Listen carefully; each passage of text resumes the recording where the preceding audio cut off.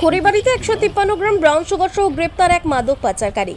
গোপন সূত্রে প্রাপ্ত তথ্যের ভিত্তিতে খড়িবাড়ি থানার পুলিশ সফলভাবে অভিযান চালিয়ে পানি ট্যাঙ্কি দুধ গেট এলাকা থেকে 153 গ্রাম ব্রাউন সুগার সহ এক মাদক পাচারকারীকে গ্রেপ্তার করেছে। ধৃতের নাম বাপি বর্মন, পানি ট্যাঙ্কি গন্ডগোল জোত এলাকায় বাসিন্দা।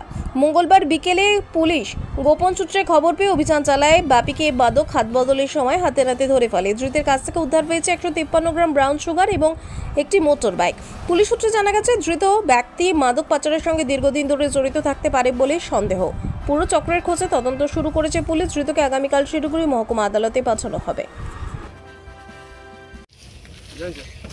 স্যার বলছি এনাকে যখন জিজ্ঞাসাবাদ করা হয়েছে উনি বলেছেন ওনার কাছে ব্রাউন সুগার আছে। কি নাম আছে ভাই? কোথায় বাড়ি? কোথায় বাইক আছে? বাইক আছে স্যার, ওই বাইকের মধ্যে আছে। বাইকের উপরে আসছিল, আমরা যখন ধরলাম। বাইকটা এখানে আছে।